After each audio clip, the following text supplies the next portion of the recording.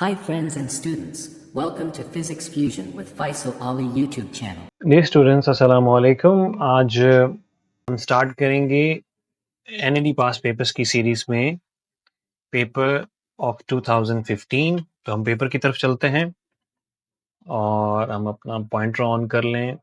That's okay. सो सबसे पहला question है हमारा 2015 NAD के पेपर में, the rate of change of angular momentum is called. तो पहला ऑप्शन है हमारे पास फोर्स, दूसरा ऑप्शन हमारे पास है सेंटीपिटल फोर्स, तीसरा ऑप्शन है हमारे पास टॉर्क और चौथा ऑप्शन है हमारे पास सेंटीपिटल एक्सेलरेशन। तो basically rate of change of angular momentum जो है वो टॉर्क के बराबर होता है, तो आपके पास इसका ऑप्शन होगा C. So basically it's a knowledge based question, तो इसका ऑप्शन सी है। उसके बाद हम दूसरे क्वेश्चन पर आते हैं, Young modulus of a wire is equals to. तो यहाँ पे दो चीजें फोकस करने के लिए जरूरी हैं। यंग मॉड्यूलस हमसे पूछा गया है और जिस डायमेंशन का पूछा गया है वो वायर है, मतलब लेंथ का पूछा गया होगा। तो नॉर्मली मॉड्यूलस अगर आप कैलकुलेट करें तो वो स्ट्रेस ओवर स्ट्रेन होता है। अब आपके पास ज्योमेट्री जो है वो लीनियर भी हो सकती है और वॉल्यूमेट्रिक भी हो सकती है। तो अगर हम ऑप्शन देखें तो stress multiply by linear strain है, stress divided by linear strain है, स्ट्रेस प्लस लीनियर स्ट्रेन है, और डी ऑप्शन आपके पास stress divided by volumetric strain है। तो ऑब्वियसली ये दोनों डिविजन होती हैं, तो ए और सी ऑप्शन तो वैसे ही माइनस हो जाएगा, बी और डी ऑप्शन बचेगा, और उसमें भी आपके पास जो करेक्ट ऑप्शन है वो बेसिकली बी है। उसके बाद हम आते हैं थर्ड पे। तीसरा हमारे पास है the vector a is equal to 3i minus 4j plus 2k represents the two sides of a triangle, the area of triangle is. अगर हम एरिया कैलकुलेट करना चाहें वो भी ट्राइंगल का यूजिंग क्रॉस प्रोडक्ट हमारे पास क्योंकि वेक्टर अवेलेबल है, तो याद रखें कि एरिया निकालने के लिए आपको वेक्टर्स को मल्टीप्लाई करना होगा दोनों को आपस में, और साथ में 1/2 मल्टीप्लाई करना होगा, तब हम एरिया कैलकुलेट कर सकते हैं। तो ये इसका एरिया का फॉर्मूला है। लेकिन याद ये जब हम इसको क्रॉस मल्टीप्लाई करेंगे तो ये बिल्कुल क्रॉस मल्टीप्लिकेशन की पहली प्रॉपर्टी की तरह है कि जैसे, या उसकी एक प्रॉपर्टी की तरह है कि वेक्टर मल्टीप्लाई बाय इटसेल्फ, अगर क्रॉस प्रोडक्ट में ऐसा हो तो उसका रिजल्टेंट 0 आता है। तो आपको समझाने के लिए मैंने इसका मैट्रिक्स बना के, क्योंकि दोनों वेक्टर्स ए और ए हैं, तो जब आप सॉल्व करेंगे तो तीनों आई जे और के टर्म 0 हो जाएंगे। तो यहाँ पे हमारे पास जो हमारा ऑप्शन होगा that would be D, 0 option हमारे पास हमारा आंसर होगा। उसके बाद हम आते हैं, ball is thrown vertically upward 40 metre per second after 1 second. 1 second के बाद the velocity of the ball is. As we all know कि अगर बॉल को आप अपवर्ड थ्रो करते हैं तो ऑब्वियसली मैक्स वेलोसिटी होगी जब आपने उसको थ्रो किया होगा, और जब बिल्कुल हाइट पर पहुंचेगी तो उसकी वेलोसिटी जो है वो 0 हो जाएगी। तो इट मींस आफ्टर 1 सेकंड वो जब हाइट पर पहुंचेगी तो उसकी वेलोसिटी पहले से कम होगी, इनिशियल पॉइंट से कम होगी। इनिशियल वेलोसिटी आपके पास 40 मीटर पर सेकंड है, टाइम आपके पास 1 सेकंड है, जी की वैल्यू 9.8 है। फाइनल वेलोसिटी हमने निकालनी है तो हम सिंपल फार्मूला लगाएंगे, V F is equal to V I minus G T. Minus इसलिए लग रहा है कि वर्टिकल मोशन है, और वर्टिकल मोशन में एक ही जगह पे आप माइनस जी की वैल्यू यूज करते हैं। जब आप इसे सॉल्व करेंगे, सिंपल सिंपल नंबर्स हैं, आप सब सॉल्व करेंगे, इट वुड बी 30.2 सेंटीमीटर। तो ऑप्शन ए जो है वो इसका आंसर होगा। चलते हैं हमारे अगले क्वेश्चन की तरफ। अगला क्वेश्चन हमारे पास है, Carnot engine works between 50 degree Celsius to 200 degree Celsius. दो हमें टेम्परेचर गिवन है, एक टीसी गिवन है और एक टीएच गिवन है, मतलब टी1 और टी2 गिवन है। The efficiency of Carnot engine, उसको मालूम करने के लिए हमारे पास चार ऑप्शन है, 0.317, 0.463, 0.892 और 0.231। सिंपल अगर हम कन्वर्शन करें तो लो टेम्परेचर में जब ऐड करते हैं 273, वो बेसिकली टीसी कहलाता है, इट बिकम्स 323 केल्विन। जो हाई टेम्परेचर है 200 है सेल्सियस में, उसमें 273 ऐड करेंगे तो ये हो जाएगा 473 केल्विन। एफिशिएंसी का formula 1 minus T C upon T H. 100 मैंने इसलिए मल्टीप्लाई नहीं किया क्योंकि हमसे उन्होंने फ्रैक्शन पूछा है, परसेंटेज में नहीं पूछा। जब आप ये दोनों वैल्यू टीसी और टीएच की वैल्यू रख के डिवाइड करेंगे तो आपके पास जवाब आएगा 0.312, और आप इसको टिक कर सकते हैं 0.317। Basically it's a 317, it's not 312। उसके बाद हम आ जाते हैं क्वेश्चन नंबर 6 पे। A radio station broadcast waves of 2000 kilohertz, find its wavelength. 100 metre है, 200 मीटर है, 150 मीटर है, या डी ऑप्शन 300 मीटर है। तो कैलकुलेट करते हैं। स्पीड का फॉर्मूला है आपके पास, speed of light is equal to f multiply by lambda. हमें लैम्डा कैलकुलेट करना है तो हम रीअरेंज करेंगे तो ये हो जाएगा basically C upon F. C is the speed of light, 3 × 10⁸ metre per second. F हमें मिला हुआ है 2, 1000 तो ये बेसिकली 2 into 10⁻³ हो जाएगा। किलो भी आपके पास प्रीफिक्स में गिवन है तो ये 10⁻³ उसका भी आ जाएगा। तो 10⁻³ बेसिकली इट बिकम्स 10⁻6। जब आप इसको डिवाइड करेंगे और 10 बेस पावर को बैलेंस करेंगे तो ये आ जाएगा आपके पास 150 मीटर। तो आपका ऑप्शन जो है वो सी होगा। उसके बाद हम आते हैं गैमा रेज आर इलेक्ट्रॉन्स हैं, न्यूट्रॉन्स हैं, फोटॉन्स हैं या प्रोटॉन्स हैं। ए, बी और सी तीनों पार्टिकल्स को इंडिकेट करते हैं, वेयर एज फोटॉन जो है वो इलेक्ट्रोमैग्नेटिक वेव्स को इंडिकेट करता है और एक्स गैमा रेज जो है वो इलेक्ट्रोमैग्नेटिक वेव्स होती हैं। उसके बाद हम आते हैं beta is equals to delta V upon V delta T. Basically ये वॉल्यूम एक्सपेंशन का फॉर्मूला है। तो हम देखते हैं हमारे पास ऑप्शन क्या है। ओरिजिनल वैल्यू इन्होंने पूछा था कोफिशिएंट ऑफ क्यूबिकल एक्सपेंशन। जो कोफिशिएंट है जिसे हम बीटा कहते हैं वो किस चीज पे डिपेंड करता है, ये हमसे पूछा गया है। तो इस फॉर्मूले में तीन चीजें हैं तो तीनों पे डिपेंड करेगा। ओरिजिनल वॉल्यूम वैल्यू पे भी करेगा, वॉल्यूम की चेंज इन वॉल्यूम पे भी करेगा, टेम्परेचर पे भी डिपेंड करेगा। तो इसका ऑल ऑफ दीस आपके पास ऑप्शन होगा। उसके बाद हम आते हैं half life of an element is 3.8 days. एक बेसिकली अनस्टेबल एलिमेंट है जिसकी हाफ लाइफ आपके पास 3.8 डेज है। Determined is decay constant. याद रहे डिके कांस्टेंट निकालने के लिए आपको ln2 के साथ हाफ लाइफ को डिवाइड करना होता है। ये बेसिकली हाफ लाइफ का फॉर्मूला है। लैम्डा इधर ले जाएं तो T1/2 यहाँ आ जाएगा। T1/2 जो है हमारे पास वो बेसिकली डेज में है, तो आंसर भी हमारा डेज में है, तो इसलिए हम डेज को सेकंड में कन्वर्ट नहीं करेंगे। जब आप वैल्यू पुट करेंगे और इसको सॉल्व करेंगे तो ये आपके पास आंसर आ जाएगा 0.1823। यू माइट हैव थिंकिंग कि ये तो फ्रैक्शंस में है और ये बगैर कैलकुलेटर के सॉल्व नहीं होंगे, तो हम ये कैसे करेंगे। You need to practise for simple multiplication and division, ताकि आप ऐसे क्वेश्चंस को आसानी से और जल्दी सॉल्व कर सकें। उसके बाद हम आते हैं क्वेश्चन नंबर 10 में। A wave has a frequency of 4 into 10⁻14 hertz. एक फ्रीक्वेंसी आपको मिली हुई है वेव की। Determine the energy does it possess. जो इसकी एनर्जी वो हमने कैलकुलेट करनी है बेसिकली, और एनर्जी कैलकुलेट करने का फॉर्मूला आपके पास होता है E=hf। प्लांक्स कांस्टेंट की वैल्यू आप लगाएंगे, फ्रीक्वेंसी आप पुट करेंगे, तो आपके पास जो आंसर आएगा वो जूल में आएगा। लेकिन देखें आपके पास जो आंसर है वो है 1.65 electron volt, 2.59 electron volt, 3.29 electron volt and 0.53 electron volt. तो बेसिकली जूल में आपने टिक नहीं करना, आंसर नहीं देना, आपने इलेक्ट्रॉन वोल्ट में आंसर देना है। तो आपने 1.6 into 10⁻⁻19 के साथ जब आप डिवाइड करेंगे तो आपका आंसर जूल से कन्वर्ट हो जाएगा इलेक्ट्रॉन वोल्ट में, और ये हो जाएगा 1.65 इलेक्ट्रॉन वोल्ट। तो आपका जो आंसर है बेसिकली वो आंसर ए है। This is your answer. Loudness depends upon intensity, option A, B option wavelength, C option amplitude of vibrating body और D option आपके पास है both A and C। जो loudness होती है वो डायरेक्टली प्रोपोर्शनल होती है log of intensity के, ठीक है, और इस फॉर्मूले में कोई वेरिएबल नहीं होता, सिर्फ इंटेंसिटी होती है। तो इट मीन्स कि आपके पास ऑप्शन जो है वो ए होगा, इंटेंसिटी पे लाउडनेस डिपेंड करेगी। Question number 12। Force on a moving charge is maximum when the angle between magnetic flux density and velocity is। हमें पता है कि जो मैग्नेटिक फोर्स है बेसिकली वो डिफ्लेक्टिंग फोर्स है, और उसका जो फॉर्मूला होता है वो होता है क्यू वी क्रॉस वी के। ये क्योंकि क्रॉस प्रोडक्ट है तो दोनों के दरमियान में रिजल्ट तभी मैक्सिमम होगा जब इनके दरमियान में एंगल जो है वो 90 डिग्री होगा। तो option B is the correct answer. Colour of a light is determined by. Question number 13 में कि कलर किस पैरामीटर से आप डिटरमिन करते हैं। फ्रीक्वेंसी से करते हैं, एम्पलीट्यूड से करते हैं या वेवलेंथ से करते हैं। तो यूजुअली कलर जो है वो मोस्टली वेवलेंथ के साथ रिकॉग्नाइज किया जाता है, तो हम इसके साथ ऑप्शन सी के साथ जाएंगे। अब हम आते हैं अपने क्वेश्चन नंबर 14 की तरफ। 1 proton 1 neutron 2 electron form which of the following. 1 proton का मतलब ये है कि आपका पीरियोडिक टेबल में फर्स्ट जो एलिमेंट है आप उसकी बात कर रहे हैं, वो ना तो हीलियम है, हीलियम नहीं हो सकता, तो ए और डी ऑप्शन तो नहीं हो सकते। ड्यूटेरियम अगर आप चेक करें तो वो प्लस में नहीं है, बेसिकली ड्यूटेरियम में एक प्रोटॉन एक इलेक्ट्रॉन होता है, यहाँ पे 2 इलेक्ट्रॉन है, तो ये प्लस नहीं हो सकता बल्कि माइनस हो सकता है। It is basically we can say H11 sorry H12 और इसके ऊपर चार्ज कितना है -2e। तो बेसिकली नॉर्मली ड्यूटेरियम में एक प्रोटॉन और एक इलेक्ट्रॉन होगा, इसमें एक एक्सेस चार्ज है इसलिए इसके ऊपर नेगेटिव साइन। तो हमारा करेक्ट ऑप्शन जो है वो सी होगा। उसके बाद हम आते हैं क्वेश्चन नंबर 15 पे। On the surface of earth the value of ji is 9.8 metre per second square. The value of ji at a distance equals to the radius of earth above the surface of earth is given by।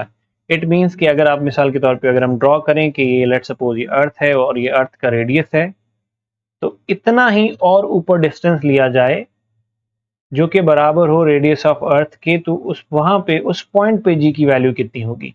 अब यहाँ पे तो हमें पता है कि यहाँ पे तो 9.8 वैल्यू है, तो सिंपल सा फॉर्मूला है new value of ji is equals to the value of ji at surface जो कि 9.8 होती है 1 divided by R E plus H. H की वैल्यू बेसिकली ये होल स्क्वायर होता है।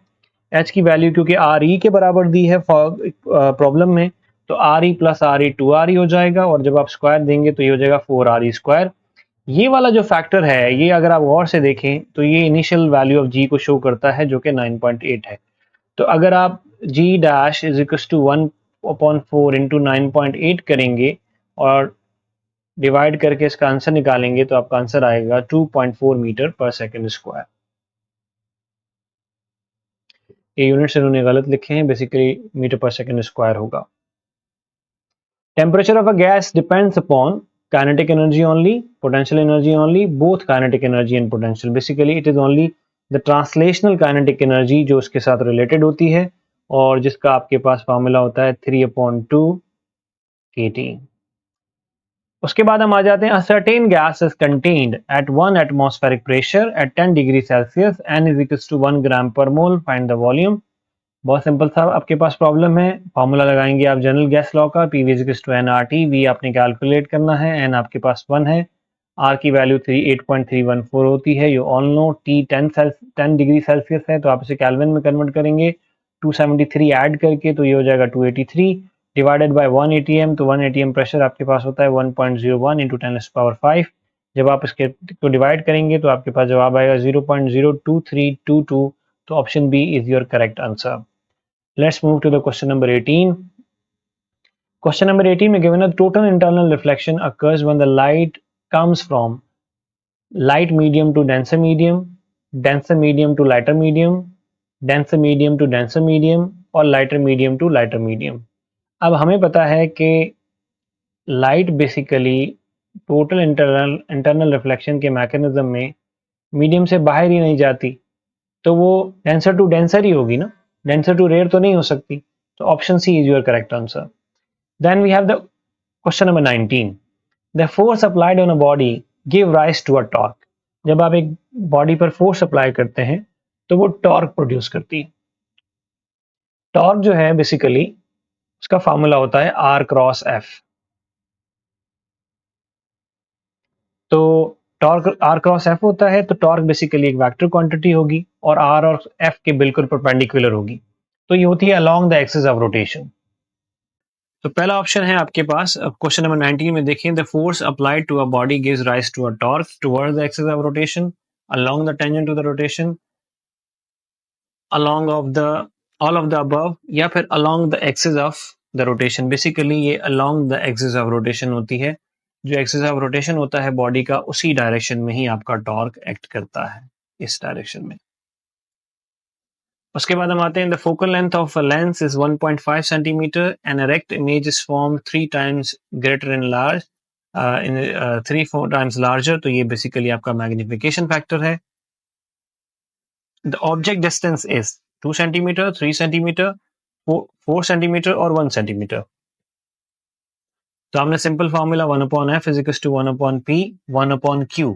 Q बेसिकली आपने P की फॉर्म में लिखना है क्योंकि मैग्निफिकेशन बराबर होती है बेसिकली Q/P के, और Q जो है वो इमेज डिस्टेंस को शो करता है, तो इमेज डिस्टेंस आपके पास अवेलेबल नहीं है, तो P को जब आप इसके साथ मल्टीप्लाई करेंगे तो M की वैल्यू 3 है, तो आपका Q आ जाएगा 3P, जो जब आप यहाँ रखेंगे तो एलसीएम लेंगे तो ये हो जाएगा 4/3। अगर F की वैल्यू पुट करना चाहें तो F की वैल्यू है 1.5, जब आप प्लेस करेंगे तो ऑटोमेटिक के लिए हो जाएगा 4/3P। आपने P कैलकुलेट करना है तो रीअरेंज करेंगे तो आपका जवाब आएगा 2 सेंटीमीटर, तो आंसर इज ए। उसके बाद हम आ जाते हैं two capacitors.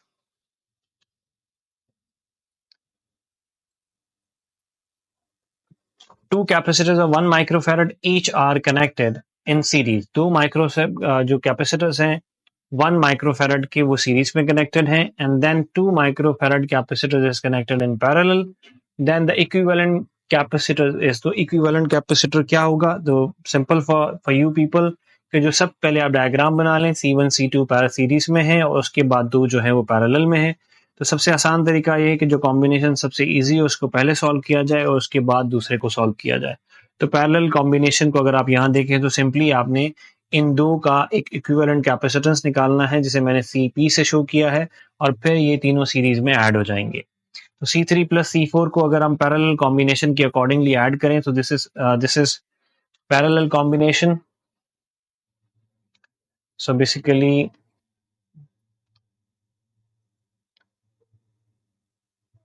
This is parallel combination. तो यहाँ पर आपके पास 4 माइक्रोफैरड आ गया.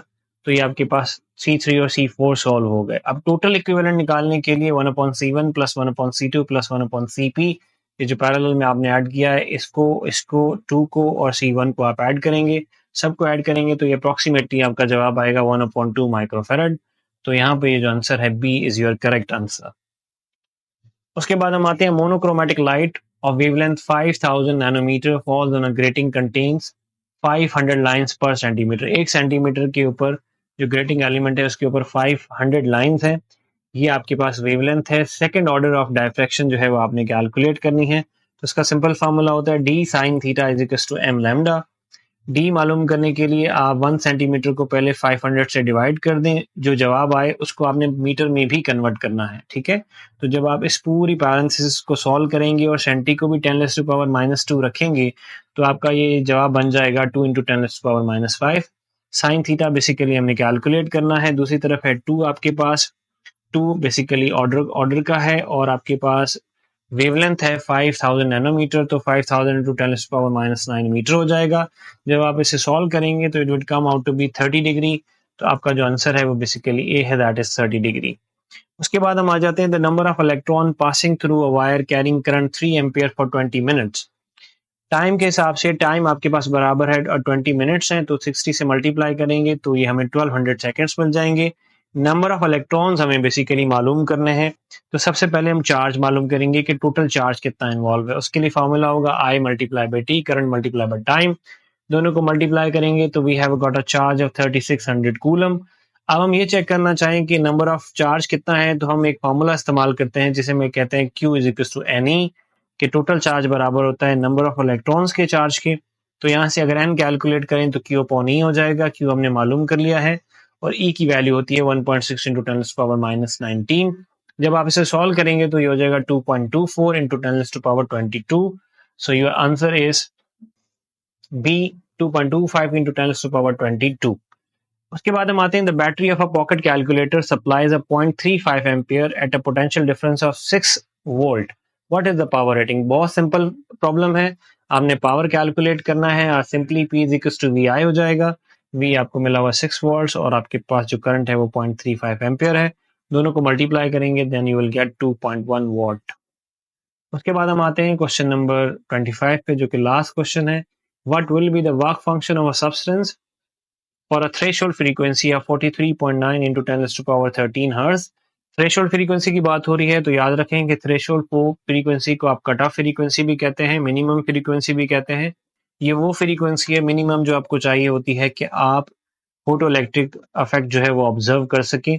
वर्क फंक्शन मालूम करने का फॉर्मूला है W is equal to HF0. जो है वो बेसिकली थ्रेशोल्ड फ्रीक्वेंसी है. 6.63 into 10⁻⁻34 जो है वो बेसिकली प्लांक्स कांस्टेंट है, मल्टीप्लाई बाय F0 आपके पास मिला है 43.9 into 10⁻13 हर्ट्ज. जब आप इन्हें मल्टीप्लाई करेंगे तो जूल में आपके पास आंसर आएगा 2.91 into 10⁻19. की one thing in your mind कि आपका जो आंसर है वो सारे का सारा इलेक्ट्रॉन वोल्ट में है, तो आप जूल को कन्वर्ट करेंगे इलेक्ट्रॉन वोल्ट में. उसके लिए आप क्या करेंगे कि उसके लिए आपने 2.91 को बेसिकली इस फैक्टर को डिवाइड कर देना है 1.6 into 10⁻⁻19 के साथ. तो फिर ये सॉल्व हो जाएगा. That becomes 1.819 electron volt. तो ऑप्शन बी जो है वो आपका आंसर होगा. Thank you so much for today. हमारे चैनल को लाइक करें, शेयर करें, सब्सक्राइब करें और अपनी क्यूरीज को हमें फॉरवर्ड करें. हम आपकी क्यूरीज का जवाब देंगे इंशाल्लाह. Thank you so much.